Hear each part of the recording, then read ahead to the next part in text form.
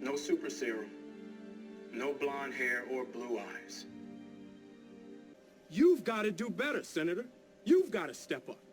Because if you don't... What is going on, guys? Welcome back to the Rantin Review. We're talking today about the season finale of The Falcon and the Winter Soldier, since apparently there may be a second season of this show.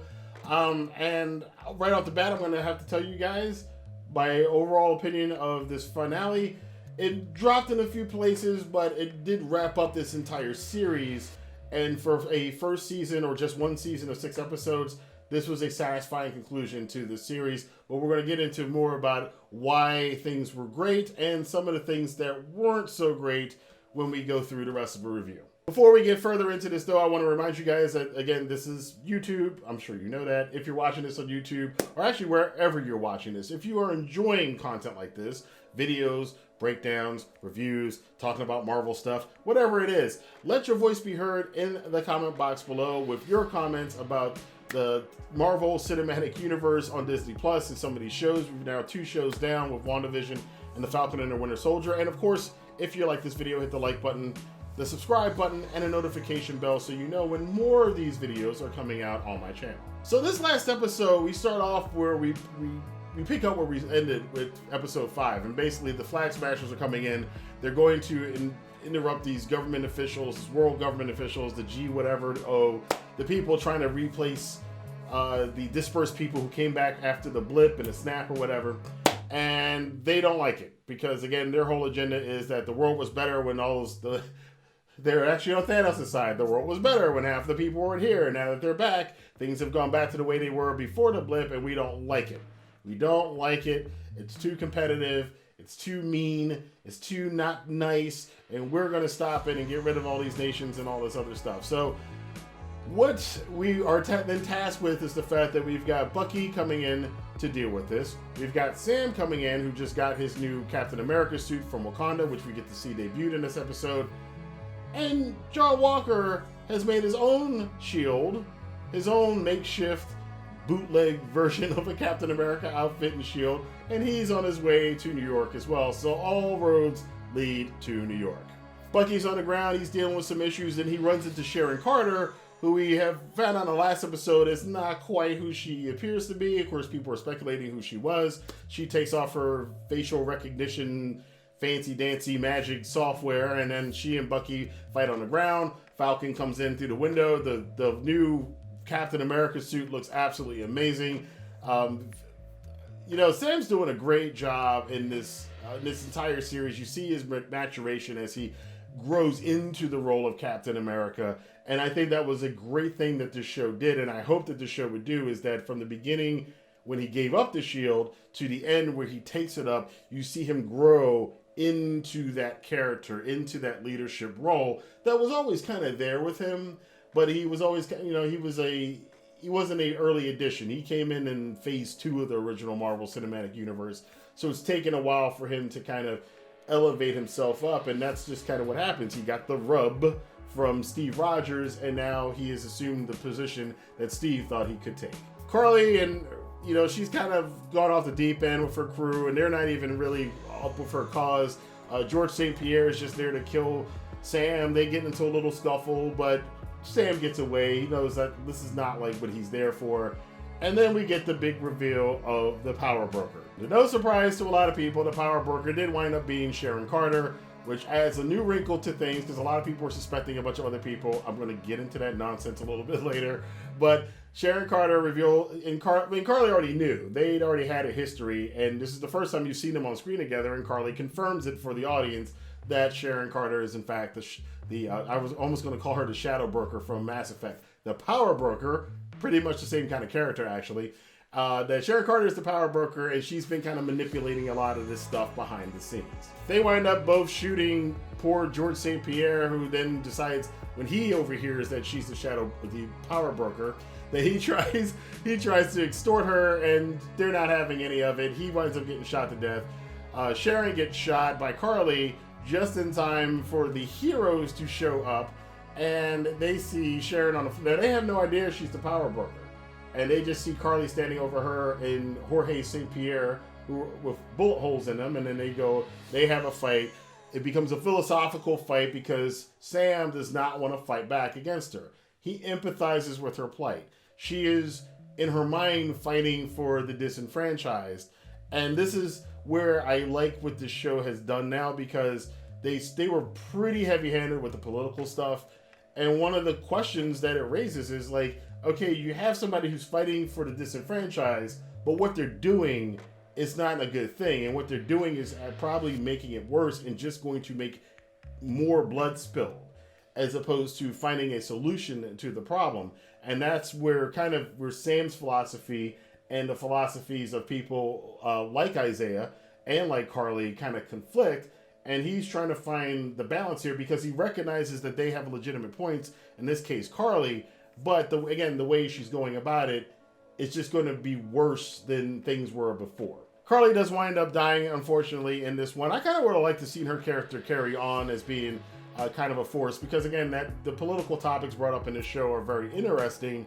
They're uncomfortable. They were uncomfortable for me to talk about. It's comfortable for a lot of YouTubers who avoided talking about a lot of these the political subtext of the show. But it was a satisfying conversation to have, and it is something that good art can do, which is bring out these kind of conversations for people to have amongst each other. The weirdest thing that happens in this one, though, where I say it fell down a little bit, is we were completely on this idea that John Walker, U.S. agent, was heading towards, a pretty sticky ending. And then I thought about it, well, they may save him for a future show, so maybe he won't die. But I definitely did not expect him not only to be teaming up again with Bucky and with Sam, but also kind of, having that Marvel witty banter near the end with Bucky as they're kind of quipping with each other. So it's like, oh, so it's all good now? He's not going to go full psycho? I mean, no, he didn't. He actually saved some people as well and used his strength, and that was a moment of redemption for him. I'm not so sure how that's going to play with a lot of people. Now, we still have Julia, whatever Dreyfus's character, the Lady Hydra, Madam Hydra, and she appears later on, and she's still pulling the strings, and she officially announces his name as U.S. Agent, so that's going to head off into other things. Again, I'm going to talk about that and laugh about it in a little bit. Sam ends up being officially donning the mantle of Captain America. People are saying he's Captain America. There's a joke that keeps popping up in this show, though, about people keep saying that Captain America's on the moon. Keep that in mind, because that might be something that they do in the future. That might be where Captain America is up there with Luke Cage. He's up there with Nick Fury on that space satellite station. So keep that in mind. But that was a little thing that they kept repeating during the episode and during the series. But Sam goes and confronts the government people, and he convinces them to do the right thing instead of doing the scared thing. Let's drop all these labels and calling people terrorists and thugs and blah, blah, blah, blah, blah, blah. Stop with the labels. Stop with this, that, and the third. See people as people, and then you can come to some resolution, which I was surprised because I thought this show was going to go a very different way with the message in the end, but it actually went with the way that actually makes sense. And that now there are political fallouts for that, because in this day and age, there are a lot of people on one side who's like, the show didn't go far enough to exploit the and then there's other people to go, man, I can't stand the show because it's just all this Marxist, communist, blah, blah, blah, blah, blah, blah, blah, blah, blah, blah. And that's why I thought it was clever the way they had Sam's character take it on in the end. It's like, get rid of these labels and start dealing with people as people.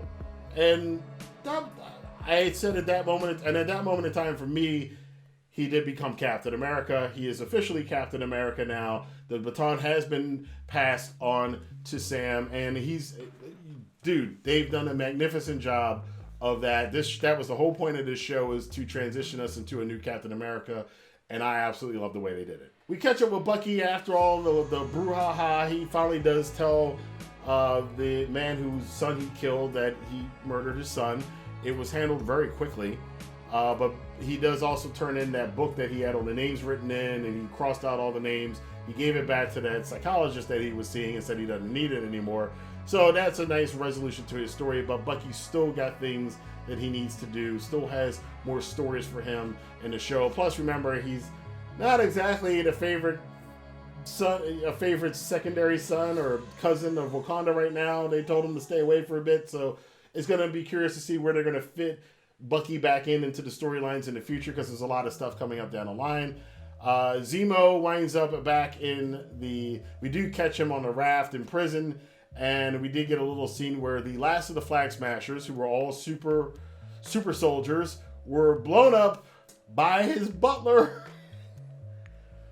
I kid you not, the butler blows up all of the last remaining Flag Smashers, super soldiers, and we see Zemo on the raft in his cell, hearing it and just smirking and going, because that was all he wanted. That's what he wanted. He did not want any more super soldiers out there.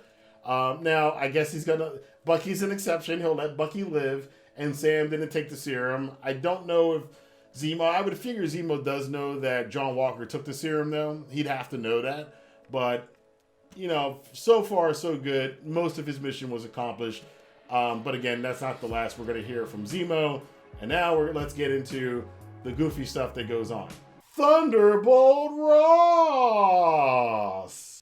I kid you not, there are people online, YouTubers and podcasters, who have been going on the entire 6 weeks of the Falcon and the Winter Soldier talking about Thunderbolt Ross. Thunderbolt Ross is the head of the team and slowly assembling her roster that would eventually become the Thunderbolts. We have General Thunderbolt Ross. General Thunderbolt Ross. Yes, Thunderbolts, Thunderbolt Ross, Thunderbolts. Guess what? This entire show, there was not one mention of Thunderbolt Ross. Thunderbolt Ross did not show up in the show. He was not in a post-credit scene. There was no, we're putting a team together thing in Thunderbolts. In fact, the post-credit scene alluded to something else, not Thunderbolts. Now, the reason I bring this up is because stuff like this goes on YouTube a lot. And I go back to the Snoke thing from The Last Jedi. And I've talked about this on my podcast this past week. And about people pumping up all of these things about Snoke.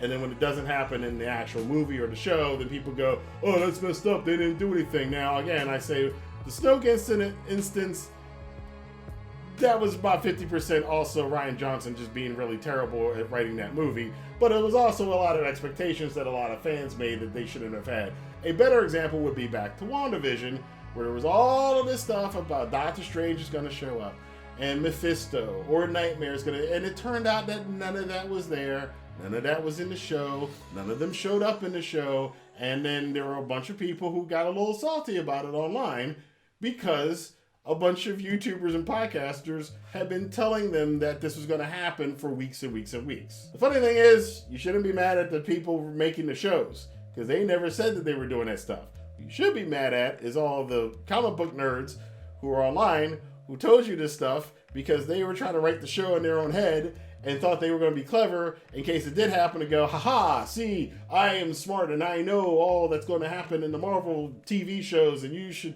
listen to me. And this is like the umpteenth time that has just completely not worked. So no, there is no Thunderbolt Ross. I even saw somebody trying to shoehorn it into the post-credit scene. The post-credit scene, but it's a little spoiler alert, but you obviously there's spoiler tag on this video. But the post-credit scene, Sharon Carter gets her citizenship back to the United States. They give her her position. She's working for the U.S. government again as an agent. And she gets on the phone afterwards and says, hey, she's got access to all this military and all these secrets and all this stuff, so it should be good for everybody. Now, I saw somebody trying to shoehorn that into something about the Thunderbolts.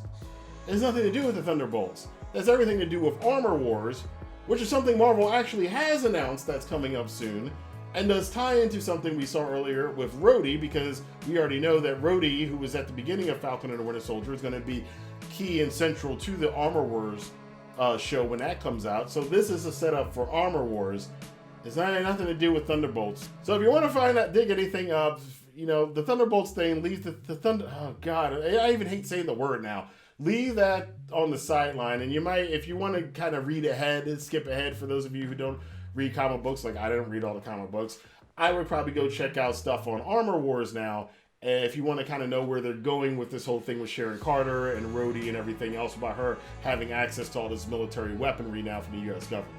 All of that BS aside, I absolutely enjoyed The Falcon and the Winter Soldier, and as I've said through these reviews, the first 2 episodes were a little slow. By episode 3, I really got into it, and it was just much like WandaVision.